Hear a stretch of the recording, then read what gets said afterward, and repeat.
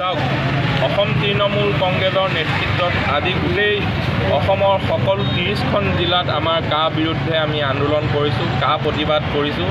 গতিকে জাতিধ্বংসী অসমীয়া অস্তিত্ব বিপন্ন কৰা আজি এই আইনখন আমি কেতিয়াও মানি নলওঁ। আজি কেৰালাত মানি লোৱা নাই, তামিলনাডুত মানি লোৱা নাই, আজি আমাৰ দলৰ সুপ্ৰিমো আমাৰ মমতা দিদি পশ্চিমবংগত তেওঁ মানি লোৱা নাই।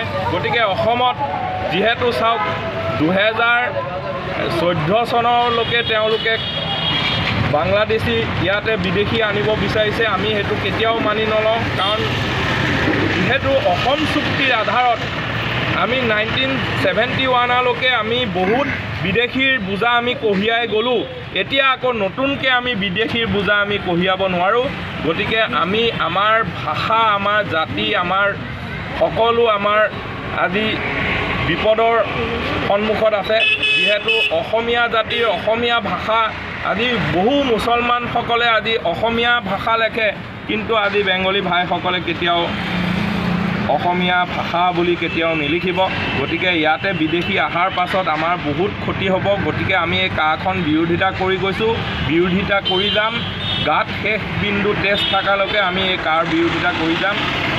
প্ৰয়োজনত আমি আন্দোলন আৰু জংগী কৰিম। বৰ্তমান আমি গণতান্ত্ৰিকভাৱে আমি শান্তিপূৰ্ণভাৱে আমি প্ৰতিবাদ কৰিছোঁ আৰু শান্তিপূৰ্ণ প্ৰতিবাদত তেওঁলোকে যদি মানি লৈ পেলাই যদি অসমৰ পৰা কা আইনখন যদি উঠাই লয় আমি নথৈ আনন্দিত হ'ম। আৰু যদি নুঠায় কা আন্দোলন আৰু তীব্ৰতৰ হ'ব।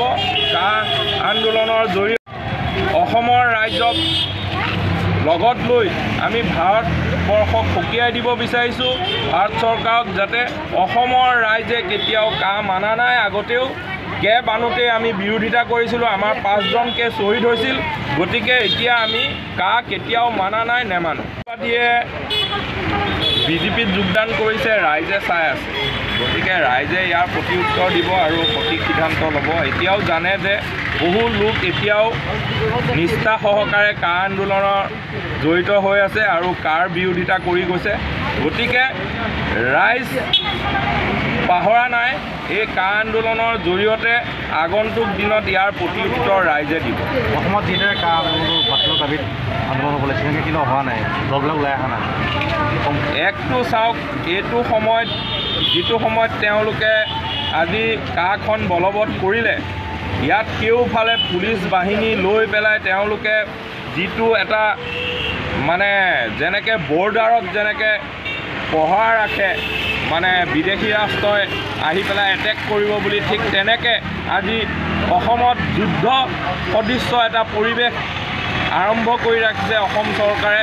গতিকে আমি ধিক্কাৰ দিছোঁ যে গণতান্ত্ৰিক আন্দোলনক তেওঁলোকে মষিমূৰ কৰিব বিচাৰিছে, ৰাইজৰ কণ্ঠক তেওঁলোকে প্ৰতিৰোধ কৰিব বিচাৰিছে, কিন্তু ৰাইজৰ কণ্ঠক প্ৰতিৰোধ কৰিব নোৱাৰে। ৰাইজ ওলাই আহিছে, ওলাই আহিছে। আপুনিও ভুগিছে নেকি গেছৰ সমস্যাত? গেছ আৰু লিভাৰ ৰিলেটেড সকলো সমস্যাৰ একমাত্ৰ সমাধান গেষ্ট্ৰচিটি। বদহজম, এচিডিটি, ফেটি লিভাৰ, পাইলছকে আদি কৰি ভিন্ন গেছৰ সমস্যাৰ সমাধানৰ বাবে কেৱল আপোনাৰ কাষত গেষ্ট্ৰচিটি।